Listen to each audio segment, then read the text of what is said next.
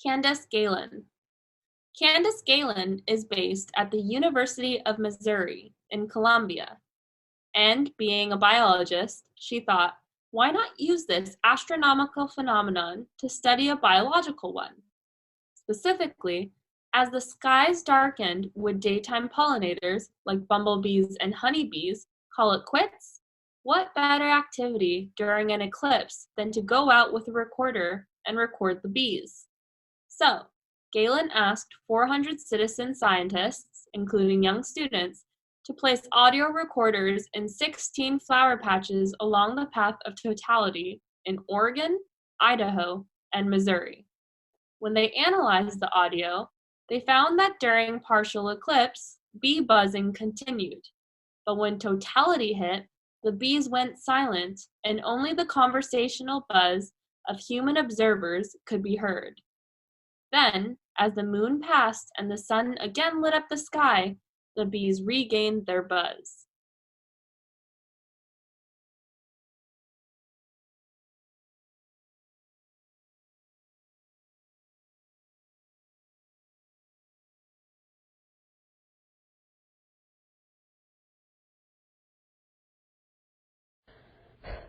Morality and climate change. Okay, so let's have a quick summary, because we've galloped through a bit of philosophy here. I've suggested that we're rationally required to do what morality requires of us, so it's a reason that tells us what we should and shouldn't do. If we don't do what rationally requires of us, this is because we're ignorant, or, if you don't agree with Aristotle or Socrates, we're possibly weak or corrupt, and we may be ignorant of what morality requires of us because we're relying on others. So what's all this got to do with climate change?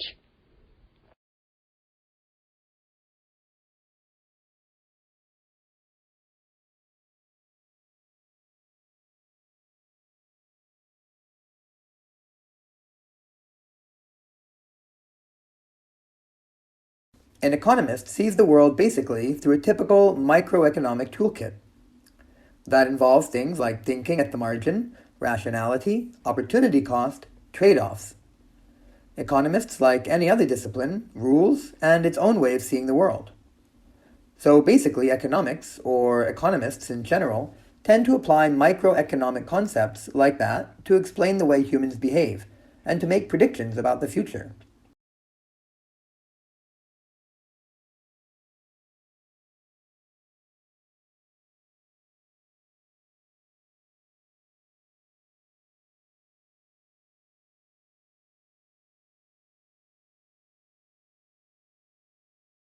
One seminal difference in policy remains: the coalition has not matched what is Labor's most important innovation promise, that is to bring together responsibilities for innovation, industry, science, and research under one single federal minister. Innovation responsibilities currently lie within the powerful Department of Education and Science, and while there is a separate industry department, it has little influence within cabinet. This has hampered policy development and given Australia's innovation policies a distinct science and research bias. It is the scientists rather than the engineers who call the tune in innovation policy in Canberra. So it's no surprise our policies are all about boosting government-funded research and later commercializing the results.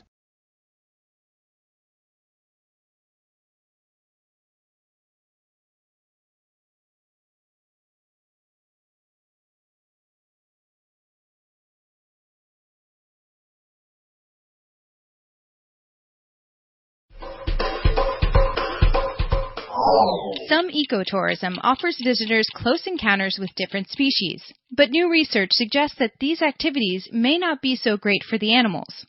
Researchers tagged stingrays in Stingray City in the Cayman Islands to monitor their movements and behavior. Compared to stingrays outside of the tourism area, those in Stingray City switched their activity patterns from night to day when tourists handed out food, and mated year-round instead of seasonally. The stingrays also had more bite marks, which suggests increased aggression towards one another. The study is in the journal PLOS ONE.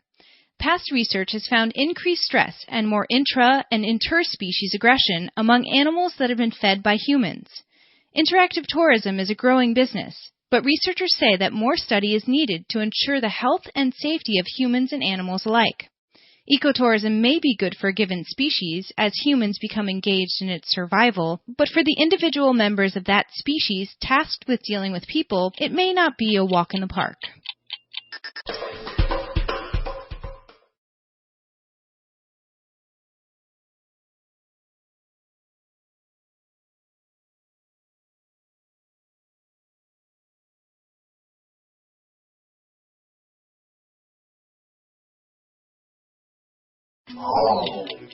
A lot of people just don't feel quite human without that morning cup of coffee. Now a study finds that the enhanced sense of well-being that caffeine can cause is reflected in our perception of words. Specifically, caffeine increases the ability to recognize words associated with positive thoughts, but doesn't quite provide the same boost for words with negative or even neutral associations. The research is in the journal PLOS One. Scientists assigned 66 subjects to one of two groups. Half got a 200 milligram caffeine tablet, a dose equal to almost 3 cups of coffee. The other half received a sugar tablet. 30 minutes later, the volunteers were shown strings of letters and had to decide as fast as they could if a string formed a word or was just gibberish. The volunteers recognized words with positive associations much, much faster than either negative or neutral words. Other studies have shown that positive words tend to be recognized more quickly, but the caffeine increases the gap. So next time you wake up with a grumpy sweetheart, your compliments might be appreciated more if they have a cup of coffee first.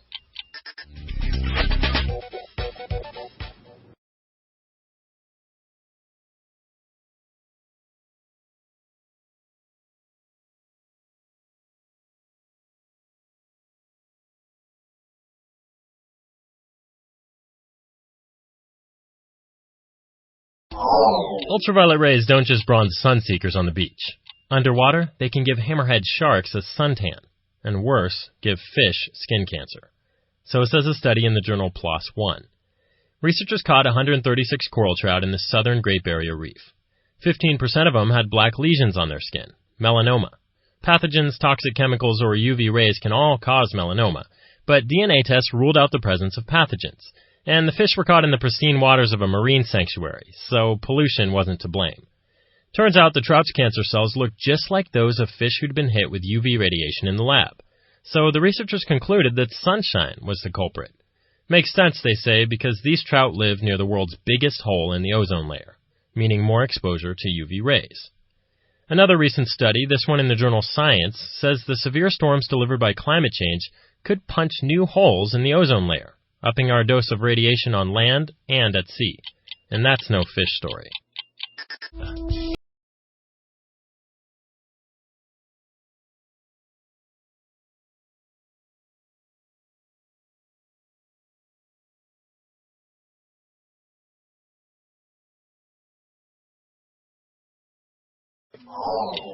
You just bought peanut butter. You chose the jar because, well, you've always eaten the crunchy variety. In reality, however, something else may have influenced your choice. The product you picked was centrally located on the store shelves. Researchers tracked the eye movements of 67 subjects as they scanned a 3x3 matrix of fictitious brands. The tracking found that consumers tend to focus on objects in the middle, specifically 5 seconds before they made their choice. And they did this for all kinds of products, from vitamins to online movies. Also, subjects continued to go for the centrally located brand even if the product was not in the middle of their specific visual field. So it's not in reference to one's view. It is literally about the product being central within the entire shelf layout.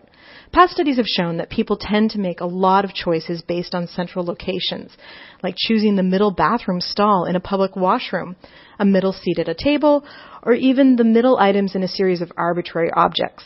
The test consumers had no conscious awareness that they had chosen centrally located brands. Makes you wonder what you've taken home without realizing why.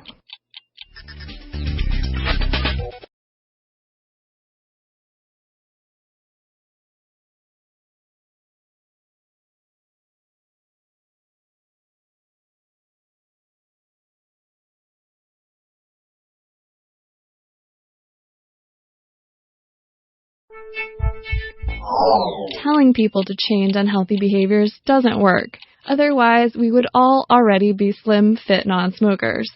Whether it's habit, the temptation of an ad, or just the easiest option, we often rely on automatic behaviors to get us through the day. And even though we know taking the elevator, grabbing a beer, or drowning a salad in ranch dressing are not the healthiest choices, we keep making them, unless those bad choices become too inconvenient. Making bad choices harder is actually the best way to help people get healthier, argues a new essay in the journal Science. Simply programming elevator doors to close really slowly actually motivates more people to climb stairs. Limiting the places that sell tobacco cuts overall consumption. And then there's the trusty old salad bar trick. Put healthier options closer than other choices, and more people pick them.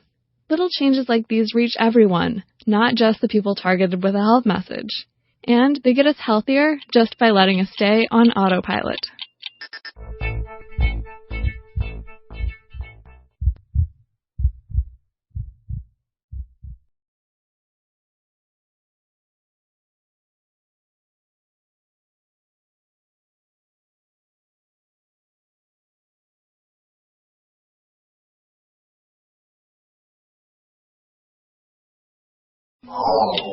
Immanuel Kant spoke often about the sublime, and specifically how art becomes more sublime when beauty mixes with terror. Now research provides some support for this philosophical viewpoint. Scientists had 85 subjects experience one of 5 different things. One group watched a brief, scary movie, another group watched a happy movie, and 2 other groups performed either 30 or 15 jumping jacks. The control group did nothing. Then all the subjects looked at 4 abstract paintings for 30 seconds each by the Russian artist L. Lisitsky. And they rated the art based on qualities of how inspiring, stimulating, rousing, boring, forgetful, or uninteresting the piece was for them.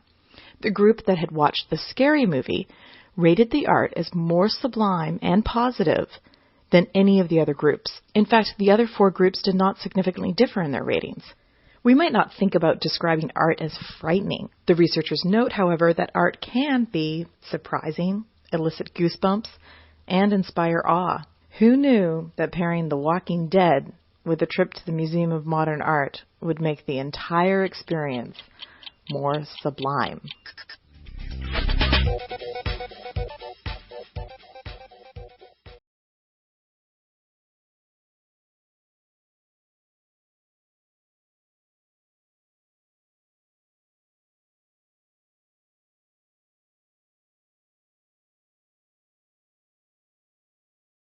Vitamin A and calcium, but the way that scientists think they can make them even more healthful is literally shocking. Researchers found that giving a jolt of electricity to sweet potatoes increased the level of antioxidants known as polyphenols by 60%. The investigators placed sweet potatoes in a solution of sodium chloride. They found that 0.2 amps of direct current gave the potatoes nearly 1.5 times more antioxidants than potatoes that weren't shocked. The research was presented at the National Meeting of the American Chemical Society. It seems that the electric zap stressed the potatoes into producing more polyphenols as a protective mechanism, and the treatment did not sacrifice flavor. Previous research has shown that electrically supercharging white potatoes increases antioxidant levels, so perhaps it's only a matter of time before other fruits and vegetables get shock therapy too.